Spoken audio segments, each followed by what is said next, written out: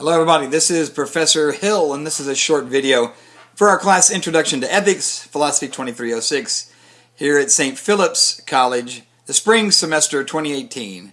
And today is Thursday, the 5th of April 2018, and we're in week 11, and we've been talking about our case study which is posted up, and it involves child soldiers and the rights that have been developed to protect children.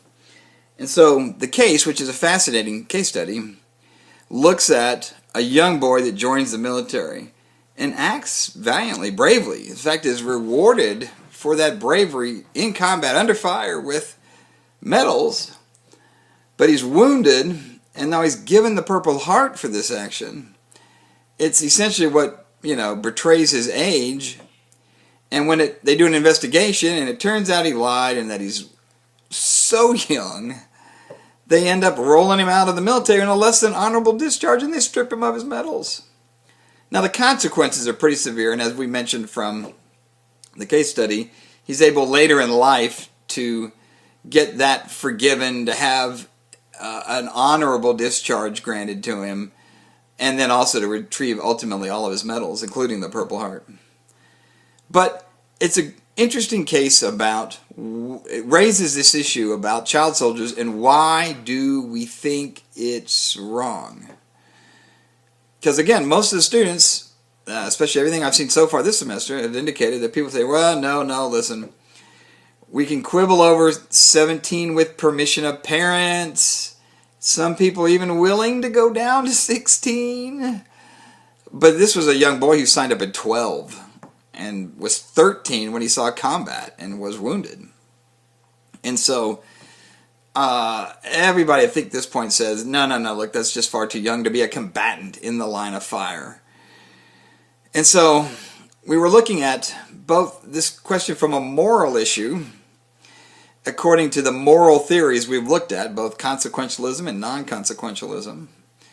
Is it right because of some sense of shared cultural values? Is it right because of some principle, some universal moral absolute? And we introduced this whole concept of international humanitarian law because we were looking at the legal aspects to compare and contrast them with the moral aspects. They're two separate but related questions. And so I just want to do a little bit about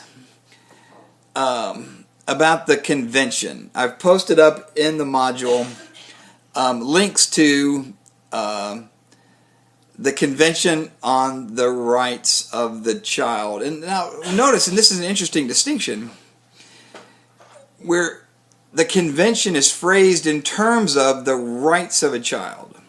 That's the approach. That's the language, which is this human rights language, which we're using to protect children, which we're using to regulate adults taking advantage of them and either allowing them to join the military or even inducting them through drafts and saying, well, no, you can't do that because these children have the right to grow and develop until they reach the magic age of 18.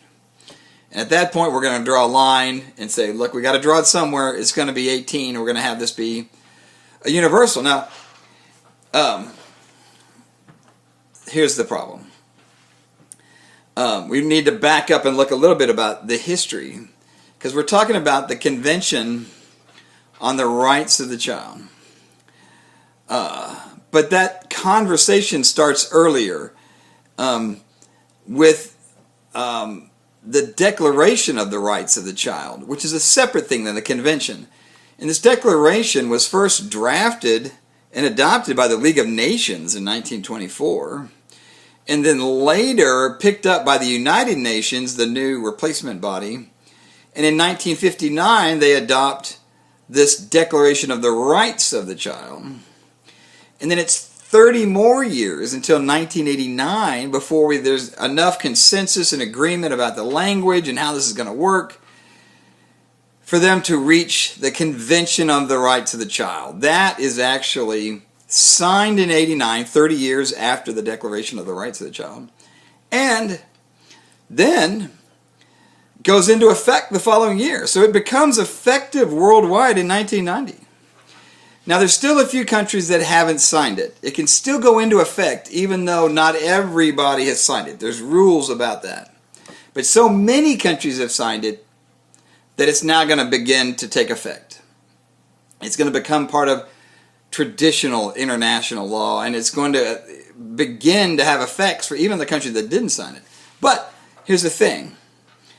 You fast forward to 25 years later, almost 25 years, you get to 2013, and by 2013 there's only 3 countries in the world that haven't signed the Convention on the Rights of the Child. Somalia, South Sudan, and yeah, you guessed it, the United States of America.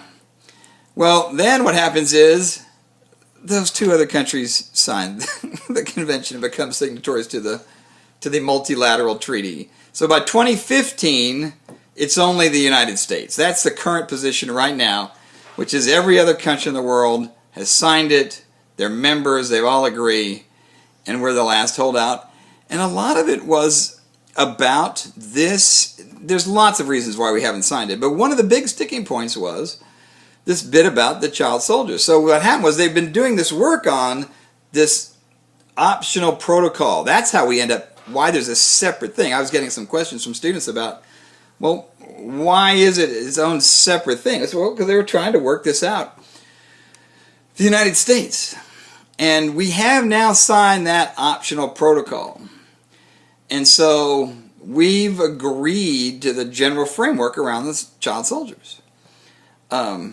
And we say, look, we're going to keep it at 18, but 17 with parental permission, and again, the understanding that they'll be doing training until they hit 18, so they won't be in combat or harm's way until they're at least 18.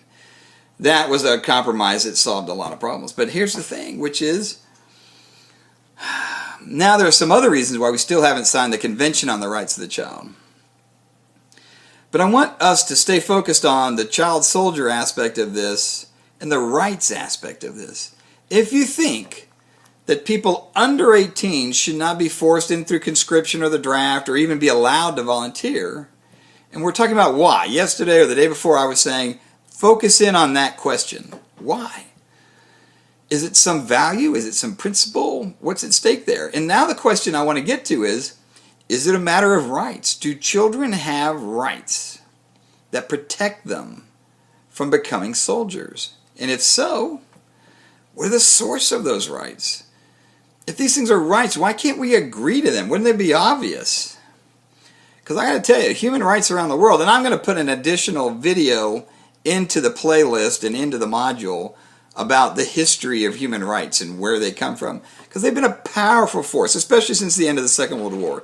Last 75 years, human rights and human rights language have dominated political, especially on the international level. And it's an amazing thing. And lots of people think it's great, the direction they're going, they're supportive, they like it. And it's amazing because we can't agree on exactly what they are. We can't agree on exactly where they came from. So even without this idea of what is a clear foundation for human rights, it's still, everyone's so happy with the progress it's making that it's such a great tool for social progress.